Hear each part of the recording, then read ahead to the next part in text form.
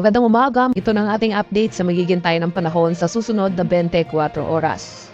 Tuluyan pa nga ang paghina ng shear line o yung salubungan ng mainit at malamig na hangin. So mababawasan na rin yung mga pagulan sa malaking bahagi ng ating bansa, especially dito sa bahagi ng Mindanao area. Kasabay ng paghina ng shear line ay ang paghina rin o yung pag-atras ng ating northeast monsoon o yung malamig na hanging amihan na kung saan itong area na lamang ng northern Luzon ang naapektuhan nito. Kaya for the next 24 hours, buong bansa makakaranas pa rin ng pangkalahatang maaliwalas na panahon. May chance pa rin tayo ng mga light rains o yung mga dagli ang pagkambo na dala ng amihan sa malaking bahagi ng northern Luzon at chance naman ng localized thunderstorms. Ito yung mga bigla na panandali ang buhos na ulan sa Metro Manila at sa nalalabing bahagi ng ating bansa.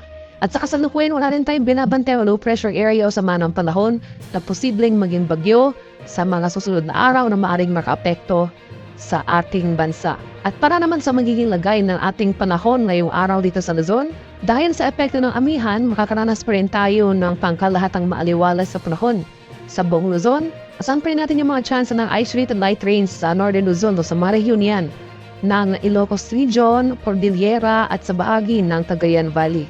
May chance naman tayo ng mga localized thunderstorms. Ito yung mga biglaan at panandaliang buhos na walang kadalasan sa hapon hanggang sa gabi sa Metro Manila at sa nalalabing bahagi ng Luzon.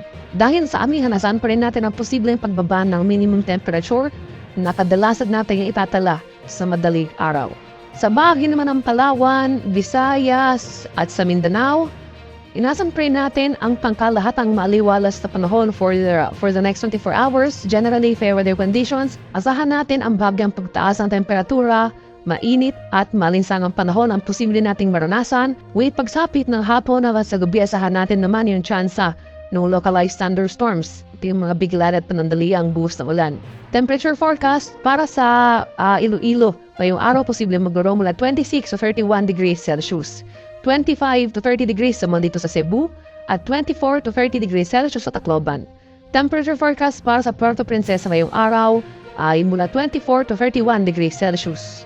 24 to 32 degrees Celsius naman dito sa Calayan Islands at 25 to 29 degrees Celsius sa bahagi ng Cagayan de Oro.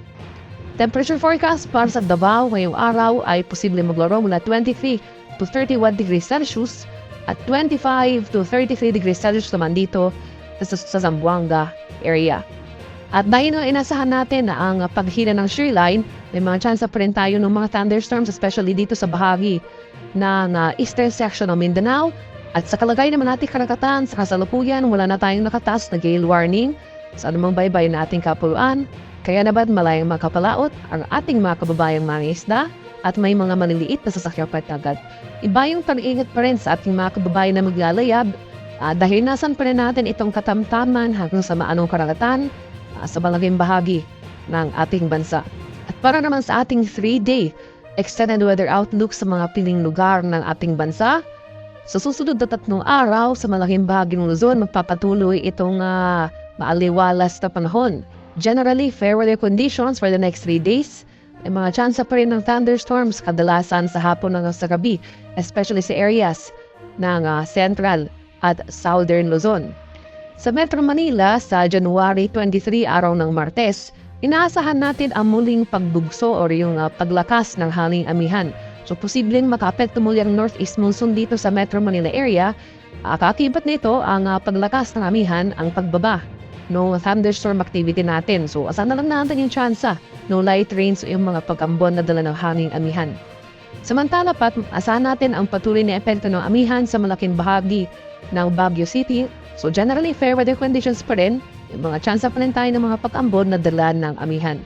At sa bagay naman ng Legazpi City for the next 3 days, inasan pa rin natin ang mainit at maalinsarang panahon.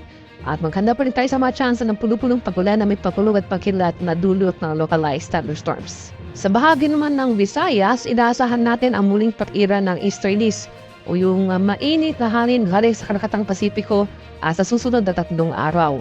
So asahan natin makakaranas muli tayo ng mainit at malinsangang panahon sa mga areas ng Visayas. Pagsapit ng hapon hanggang sa gabi, asahan natin yung mataas sa chance ng thunderstorms, especially sa eastern section ng Visayas. So sa areas ng eastern Visayas, So sa syudad yan ng Tacloban City, asahan natin na mataas sa tsansa ng afternoon thunderstorms. At sa bahagi naman ng Mindanao, inaasahan pa rin natin generally fair weather conditions for the next 3 days since wala pa rin tayong binabantay low pressure area sa mga ng panahon. Magpapatuloy itong aliwalas sa panahon sa susunod na 3 araw. Paghanda pa rin tayo at magdala pa rin ng panangdalang sa ulan na dulot ng thunderstorms kadalasan sa hapon hanggang sa gabi. Tinulit ko po especially sa area ng Metro Davao since nakapagtala tayo ng mga pagulan sa mga nakaraang araw na nagdulot ng mga pagbaha. Posible pa rin yung muling or nananatiling mataas sa tsansa ng pagbaha at pagbuho ng lupa, especially kung magkaroon tayo ng thunderstorm activity. Ito yung mga biglaan at panandaliang buhos ng ulan.